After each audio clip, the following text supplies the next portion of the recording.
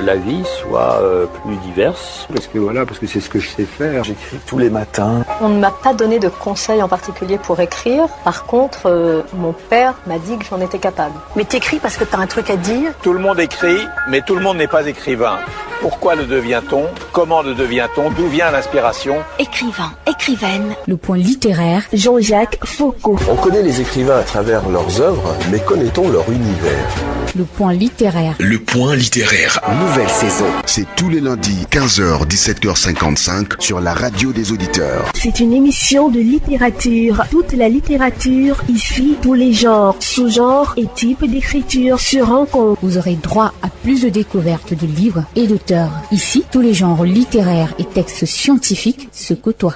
Le point littéraire. Nouvelle saison. C'est tous les lundis, 15h, 17h55, sur la radio des auditeurs. Prenez le rendez-vous avec Jean-Jacques Foucault.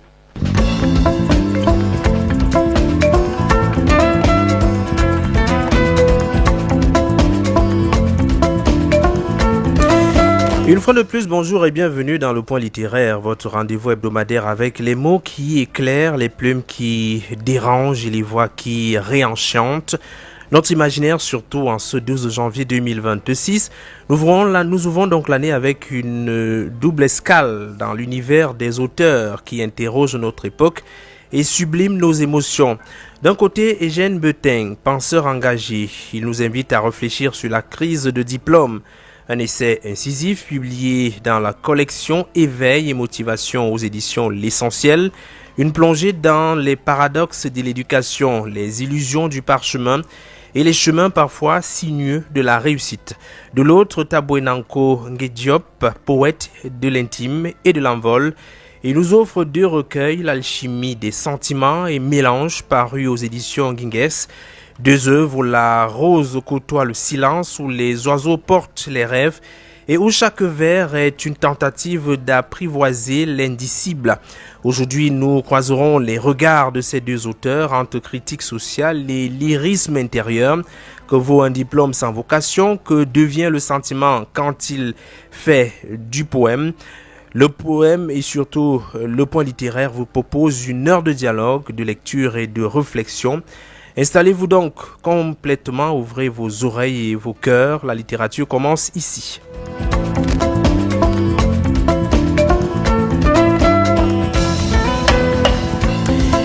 D'abord, Eugène Beteng avec la crise du diplôme. Eugène Beteng, bon après-midi, bienvenue sur le point littéraire. Bon après-midi Jean-Jacques, merci beaucoup. Vous êtes un professeur de lycée d'enseignement général, hors échelle. Vous êtes un passionné de sciences, de pédagogie et de culture. Vous êtes depuis 2015 président de l'organisation scientifique œuvrant pour la promotion de l'intelligence artificielle et de l'innovation au Cameroun. Après des études en physique à l'université de Yaoundé 1, vous entrez à l'école normale supérieure de Yaoundé. Vous sortez en 2001, major de la 40e promotion. Personnage assez respecté que vous êtes du paysage socio-éducatif camerounais comme figure emblématique de l'excellence scolaire.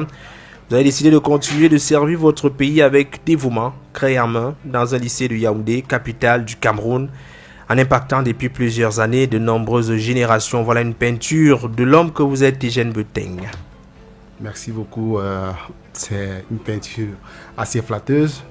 Mais je vais juste te dire quelque chose par rapport à la fin. C'est pas moi qui ai choisi de servir à ce niveau. C'est-à-dire que continuer à tenir la craie. Oui. Ça ne dépend pas de moi. C'est juste que la confiance m'a été maintenue à ce niveau depuis bien longtemps, depuis 25 ans.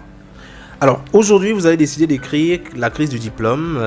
Vous êtes quand même bardé de plusieurs diplômes. Est-ce à dire que le diplôme perd de sa saveur, ou bien comme on vous a lu, aujourd'hui un diplôme sans savoir-faire, sans compétences réelles, ce n'est que du papier. Bien, je ne vais pas dire que le diplôme n'est que du papier sans compétences, puisqu'il y en a qui avec le diplôme se placent dans le monde de l'emploi, ça c'est clair. Oui. Il y a les concours qu'on lance tous les jours, où la condition première c'est d'avoir un diplôme. Donc, dire que le diplôme ne sert à rien, ce n'est qu'un papier, je crois que c'est un peu exagéré. Oui. Mais seulement, il faut faire un constat. Le constat qu'on doit faire, c'est qu'il y a beaucoup de jeunes qui ont des diplômes, et même beaucoup de diplômes, Oui. mais n'arrivent à rien faire. Et de plus en plus, le phénomène est de plus en plus criard. Vous allez permettre que je vous rappelle que j'ai été un peu scandalisé il y a quelques années quand il y a eu une crise. Et la crise, c'était laquelle? Des docteurs PhD. Installés au qui sont ministère. allés à la primature, dit nous n'avons pas de travail. C'était nombreux et ils ont passé plusieurs jours. Ils ont affronté même la police. Oui. C'était très grave. Pour moi, c'est scandaleux. C'est le déclic de ce livre. Mais quel est le message finalement qu'on a envoyé en voyant ces professeurs, ces docteurs couchés à même le sol, à ces élèves qui parallèlement allaient à l'école? C'est très grave. Si quelqu'un qui est censé former ceux qui doivent, je ne sais pas comment dire, faire la vie au Cameroun, générer des richesses, je ne sais pas, s'auto-employer, avoir des qualifications pour travailler dans certains domaines. Lui-même n'arrive pas à se caser. Il faut se poser des questions. Et surtout que c'est ceux qui sont au sommet. Il n'y a pas de diplôme au-dessus de doctorat.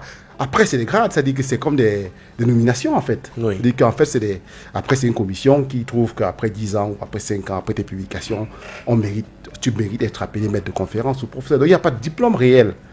Maintenant, si tu es donc au sommet, par exemple, de la chimie avec un doctorat PhD en chimie, et que tu es incapable de trouver le moyen de, je ne sais pas comment dire, te rendre utile, parce que c'est le mot que j'utilise de plus en plus. Je prends un exemple tout simple. En terminale, on enseigne aux enfants une petite notion qu'on appelle la saponification. Oui. La saponification, c'est la fabrication du savon. Du savon. C'est la première notion qu'on enseigne en terminale. Un docteur PhD en chimie a appris ça en terminale. Donc il devrait ouvrir... Non, le plus élémentaire serait qu'il puisse quand même fabriquer. Parce que quand j'étais tout jeune, je voyais ma grand-mère, je voyais des gens dans les marchés vendre du savon. Oui. C'était un savon rudimentaire, mais qui était utile, qui était même parfois même plus efficace que le savon qu'on achetait des industries. Donc, mais si quelqu'un n'est même pas capable... Aujourd'hui, même il y a des savons en liquide. Il y a beaucoup de packaging de savon là qui sortent des pays voisins où c'est des particuliers qui... Tout à fait. On a juste fait un bon packaging. Et oui, puis c'est juste le packaging. C'est commercialisé. Mais si donc quelqu'un a un diplôme de docteur en chimie est incapable d'ouvrir une unité pour fabriquer le savon, le javel, les détergents, des petites choses comme ça, c'est très grave. Vous posez un problème sérieux, notamment l'ordre d'enseignement, ou alors les enseignements qui sont dispensés dans nos écoles. Oui. Vous pensez que ce n'est pas suffisamment concret? On apprend le point-virgule, la virgule à l'école en LMF, ce qui n'est pas directement utile pour les pays africains que nous sommes, en voie de développement, alors qu'on a des routes à construire, on a des problèmes d'électricité à résoudre. Il faut aller un peu plus vers des choses efficaces, pratiques sur le terrain. Oui, ça c'est un peu ce que j'ai essayé de décrire d'emblée. Là, je l'assume. Oui. Un pays qui se développe comme le Cameroun n'a pas besoin d'un ratio 70% de littéraires, 30% de scientifiques et techniciens. C'est très grave. C'est-à-dire que dans notre société-là, nous avons 70 personnes, 70 jeunes qui ne savent que parler. Oui. Argumenter. Il faut de bons discours. Faire de bons discours. Nous rappelle Victor Hugo. Mais ceux qui peuvent travailler, c'est-à-dire de leurs propres mains, c'est-à-dire que faire quelque chose, sont peu. Ne sont que 3800. Donc il y a un problème. La faute au système éducatif? Je ne veux pas tout de suite accuser le système éducatif. Moi, je pense que c'est quelque chose, c'est-à-dire que c'est comme si vous voyez une vague arriver sur une berge, la vague est partie, il y a peut-être une heure de l'autre côté de l'Atlantique. Donc, ce qu'on est en train de vivre aujourd'hui, c'est... qu'on apprend des métiers. Ce n'est que mon point de vue, je peux me tromper, mais je dis, je trouve paradoxal que l'enseignement technique soit un peu comme le parent pauvre de l'éducation chez nous. Quand tu vas dans un lycée technique... Il n'y en a pas beaucoup. Non, il n'y en a pas beaucoup déjà, mais tu ne vois aucune nuance, une différence entre un lycée technique et un lycée d'enseignement général. Tu devrais quand même, quand tu entres dans une unité technique, tout de suite voir que c'est des techniciens. Oui. Il y a une activité quand même où tu vois, je ne sais pas, je ne vais pas citer, il y a des lycées techniques dans la capitale, 2 ou 3. Il y a des murs délabrés, il y a des salles de classe qui ne sont pas achevées. Oui. Pourtant, Les jeunes font de la maçonnerie. On a parfois des problèmes d'électricité. On a parfois à l'établissement. Mais à quoi ça sert donc de former des gens en électricité ou en maçonnerie s'ils ne peuvent même pas faire une pratique de un mur qui est entamé, qu'est-ce qu'on peut faire pour le redresser? Ça veut dire qu'on reste essentiellement dans la théorie, un peu moins dans la pratique. J'ai trop peur. J'ai pas trop envie de dire qu'on reste trop dans la théorie. Mais je veux juste dire que, en fait, les gens optent pour ce qui est facile. Ce qui est facile, c'est bavarder et partir. Oui. En réalité, les enseignants ont les moyens de faire tout ce qu'on voudrait faire, tout ce que moi je pense qu'on peut faire. Mais est-ce qu'on a la volonté? La volonté repose sur quoi? La motivation. Je ne voudrais pas aller plus loin parce que ça peut un peu toucher le côté politique de la chose. Oui. La motivation de l'enseignant dépend de beaucoup de choses. Du coup, si tout le monde se retrouve là à croire que venir en classe le matin, c'est venir remplir une formalité et partir, aucun enseignant ne voudra se mouiller de façon à dire, bon, ici, là, il faut qu'on fasse quelque chose de pratique. Oui. Mais on ne peut pas aussi conclure directement parce que d'un autre côté, les anglophones, par exemple, sont dans la science et pratiquent beaucoup plus que les francophones.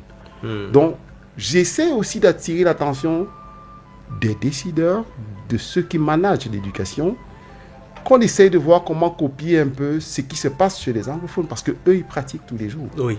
Chemistry, chez eux, c'est 45 minutes, en fait, 3 quarts de temps de pratique et peut-être un quart de théorie. Oui. Vous allez même plus loin. Vous demandez que dans les établissements scolaires, on puisse rapprocher les entreprises de ces établissements, amener parfois les élèves à aller voir comment on réalise en entreprise un certain nombre de travaux qu'ils n'écoutent que le professeur expliquer. Mais palper du doigt les réalités de l'entreprise permet également de les amener à savoir que désormais, ou prochainement, ou très vite, ils seront appelés à créer, à innover, comme ce qui est attendu d'eux. Bien sûr. Parce que moi, je pense que quand l'enfant passe tout le temps à recevoir, on lui raconte, et que jamais il n'ait l'occasion de voir en réalité, parce que beaucoup d'élèves vous demandent tout ce qu'on fait là, ça nous sert à quoi? Mais moi, je peux vous dire, j'ai eu la chance, j'ai fréquenté le lycée Dios de Douala. Oui. Avant cela, j'étais au CS de Douala. Mais on a eu la chance de faire plusieurs visites d'entreprise.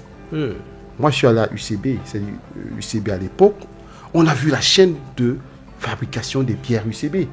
C'était impressionnant. Vous voyez des bouteilles qui se baladent et qui se chargent et qui se ferment. À quoi que ce n'est pas des entreprises se montrent plutôt très ouvertes, par rapport à ces visites-là. Donc, je trouve paradoxal que l'enfant passe 9 mois sans faire une visite dans une entreprise. C'est-à-dire un élève scientifique passe de septembre à décembre sans faire une visite dans un endroit où on met en pratique tout ce qu'il apprend tous les jours en classe. Oui.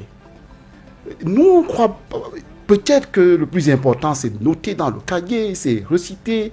Mais si on apprend aux gens seulement à réciter, est-ce qu'on croit qu'ils vont... Le passage à la pratique va se faire comment demain? Ça va être difficile quand même. Mais ce sera très difficile. Imaginez-vous un peu les motos-taximènes, ou alors les taximènes. C'est même l'un des problèmes que je remarque.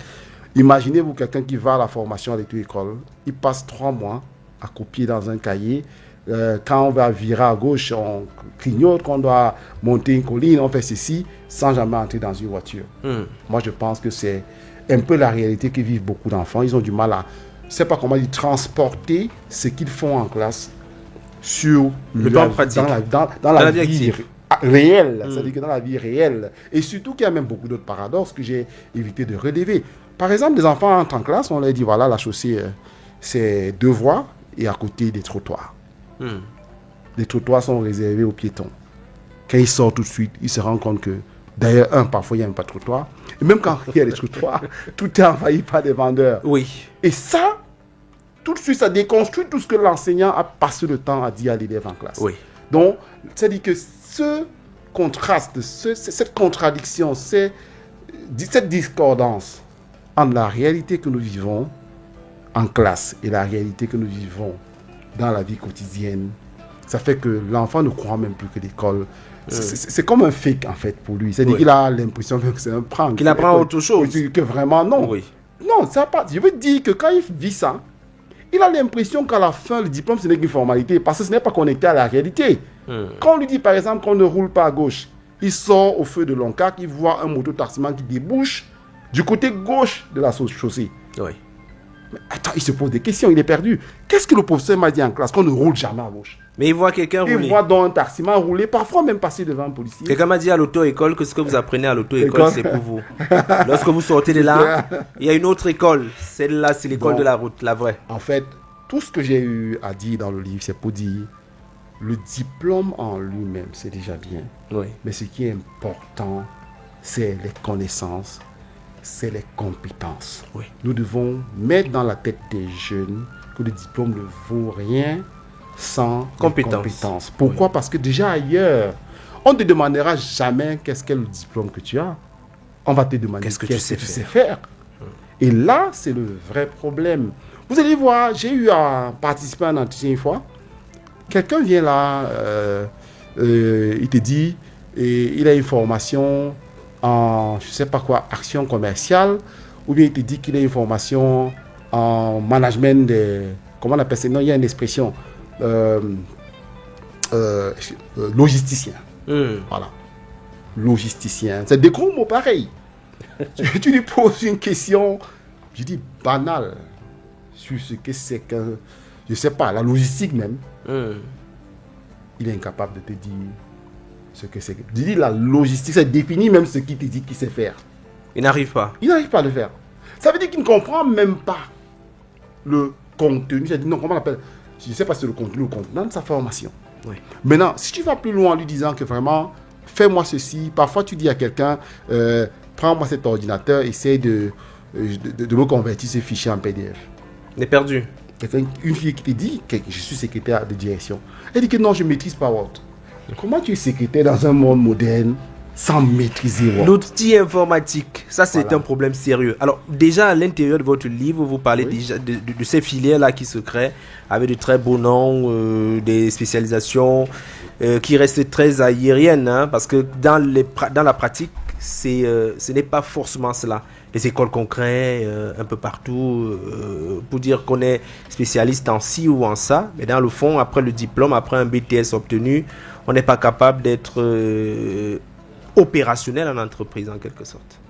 Oui, mais en fait, c'est parce que aujourd'hui, la formation, surtout dans le supérieur, est devenue le meilleur business possible. Et ce qui parle le plus aux enfants va drainer le maximum de candidats. Oui. Donc vous allez voir des formations, on vous dit formation en aéronautique. Oui. C'est-à-dire, ça se fait, j'ai lu ça quelque part. Voilà. Mais dites-nous un peu où est-ce que se trouve, je ne sais pas, un centre où, par exemple, ailleurs, c'est vrai, on forme en aéronautique, mais avec des simulations, où se trouve le centre de simulation de vol, par exemple. Ou alors, des gens qui disent qu'ils dépendent des avions. Mais nulle part, tu ne vois une carcasse d'avion dans le centre de formation. Par exemple, excusez-moi, hein, peut-être que tout ça se fait dans le virtuel. Peut-être. Mais il faut quand même qu'il y ait un peu de sérieux. Du palpable, oui. Tu ne peux pas former des gens dans la peinture, par exemple. On doit peindre des murs, comme ces murs-ci, mais toute l'année, tu ne vois pas un seau de peinture. C'est-à-dire, il y a ce problème. Tu ne peux pas former des gens qui te disent que je suis mécatronicien. Excusez-moi, c'est des mots que j'entends, des expressions que j'entends tous les jours. Oui, des spécialités qui sortent chaque jour. Mais tu ne viendras jamais les voir dans un laboratoire en train de manipuler des dispositifs qui dépendent à la fois de la mécanique et de l'électronique. Oui. Par exemple, nous, on était à l'université. À l'époque, on avait des professeurs qui nous faisaient la mécanique. Bon, on arrivait souvent à leur dire, à les chahuter en disant mécanicien qui ne sait pas dépanner ou par exemple qui ne sait pas dépanner une voiture. Parce qu'en fait, on était dans la théorie, on était dans la logique un peu académique, c'est-à-dire que en fait, de recherche, de compréhension pour développer la mécanique. Mais quand déjà c'est une formation, quand déjà c'est peut-être un BTS ou une licence professionnelle, il faut quand même qu'il y ait du concret. Oui. Sinon, à la fin, tout est superficiel. Parce qu'à un moment donné, on se disait que si tu as un BTS en si, au moins c'est l'accès facile vers un emploi. Mais aujourd'hui, il y a de plus en plus de chômeurs ayant des BTS en si, en chaudronnerie, en pétrochimie, qui ne peuvent rien faire de concret. Moi, je suis même souvent surpris. J'ai même des amis qui te disent je suis informaticien, mais qui ne peuvent pas toucher un ordinateur. Même des enseignants, c'est des profs d'informatique, mais qui redoutent l'ordinateur. Mais là, c'est grave. Mais ici, dans votre livre, La crise du diplôme, on se rend compte que vous faites l'état des lieux. Oui. Vous présentez les limites, notamment au niveau de l'éducation, mais vous donnez quand même des solutions.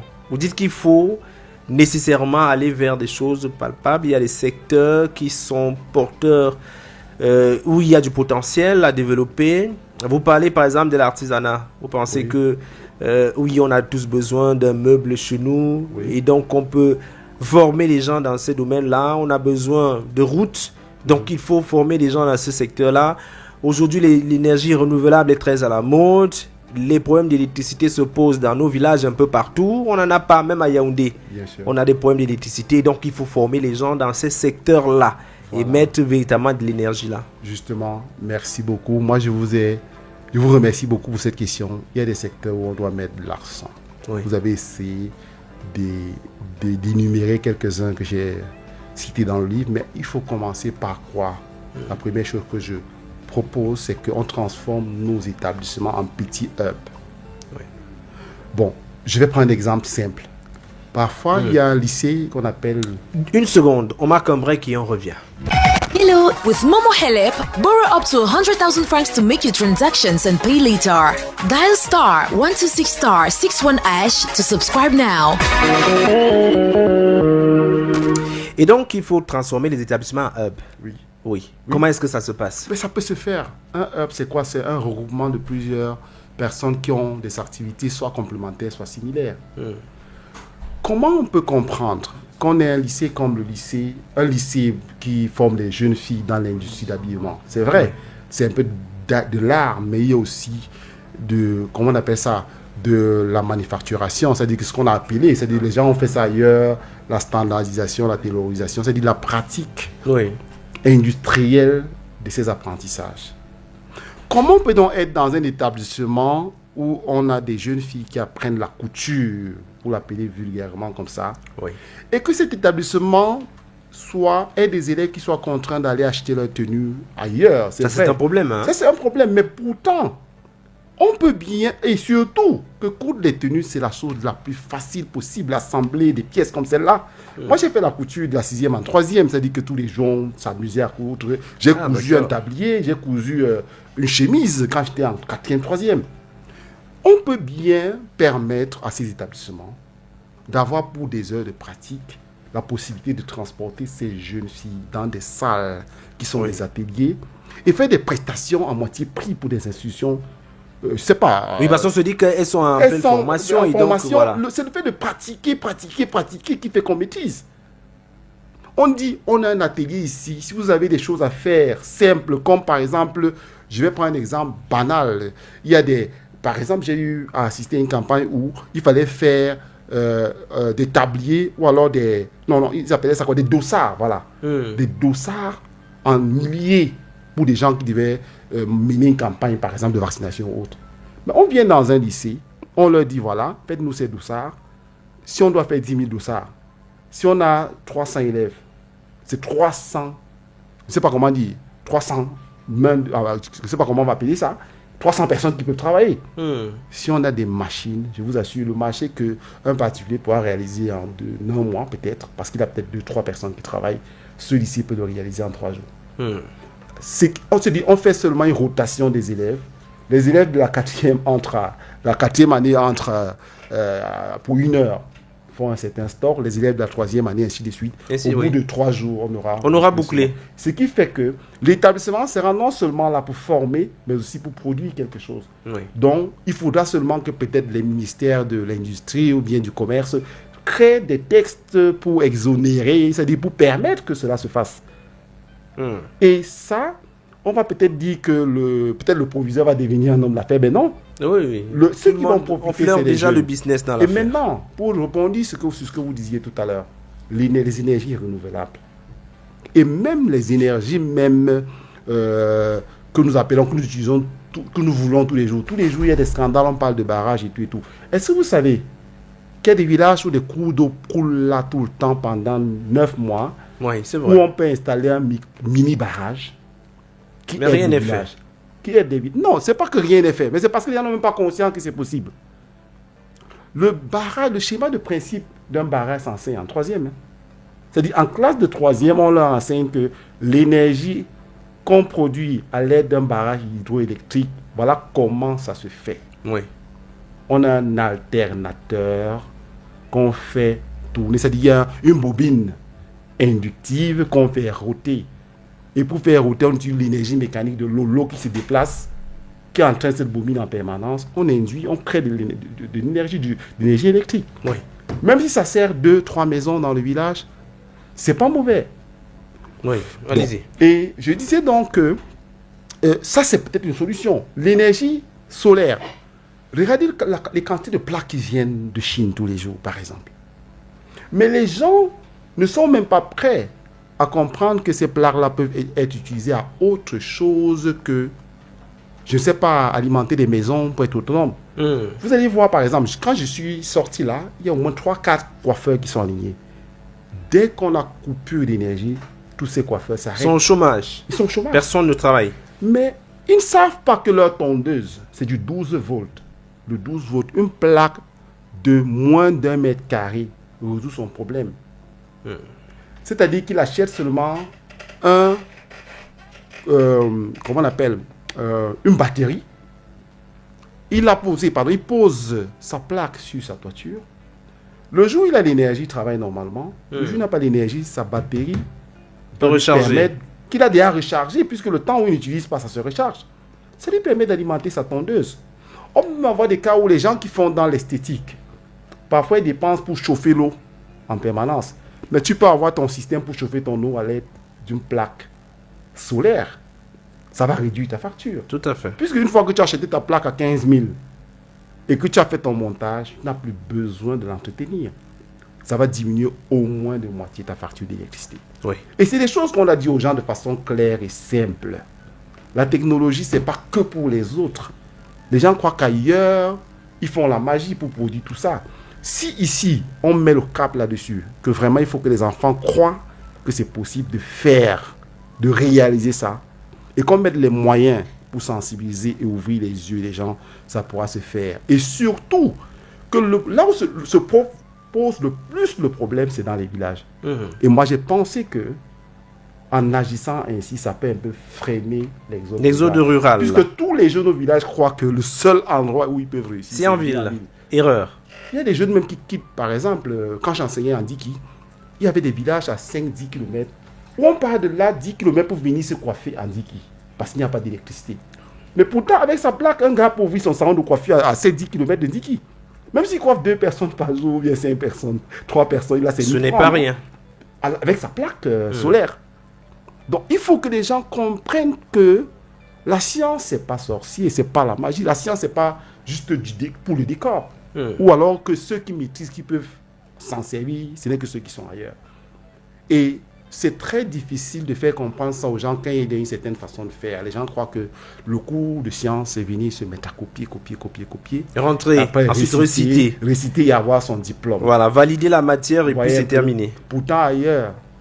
Et aussi, en plus, en fait, mieux vaut faire une fois que d'entendre parler 100 fois. Eugène Beteng, je rappelle que tout ce que vous venez de dire, c'est bien évidemment mentionné dans votre livre, Crise des diplômes. Vous faites une évaluation, l'état des lieux, ce que le diplôme vaut aujourd'hui et ce qu'il pourrait valoir si on lui donne du contenu et de l'épaisseur.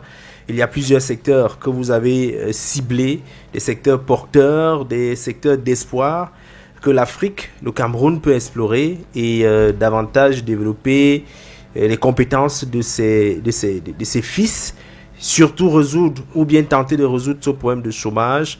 Le livre est disponible en ce moment un peu partout, on l'espère. Oui, il est disponible partout, même à l'international. Donc, à Yaoundé, il est disponible, je peux le dire. Je ne sais pas si je peux. Oui, vous pouvez, allez-y. Oui, à Yaoundé, il est disponible à la librairie des peuples noirs et la librairie clé au Capitole et un peu dans d'autres librairies. Est-ce qu'il y a un numéro de téléphone? Parce que les Camerounais ont bien les téléphones. On peut l'avoir directement au 677 48 17 03 ou au 699 52 64 00.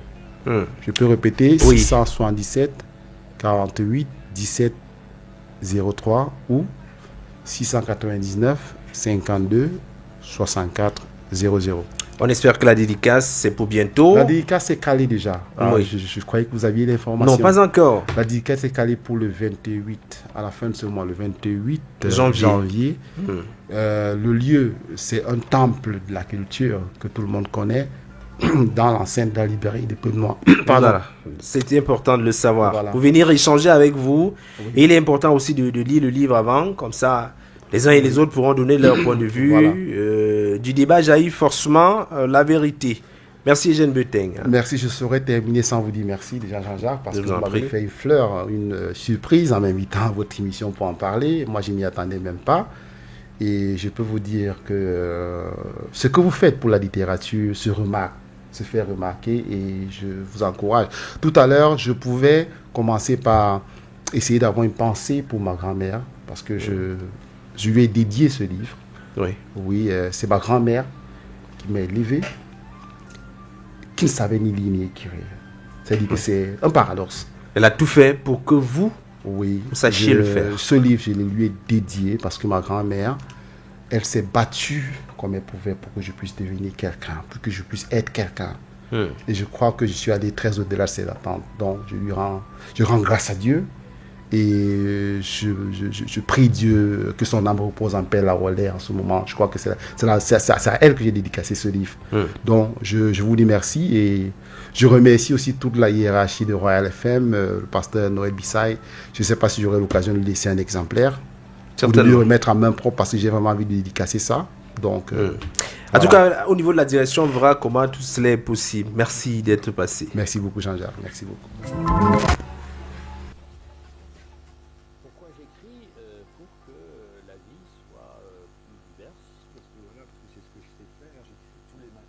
On ne m'a pas donné de conseils en particulier.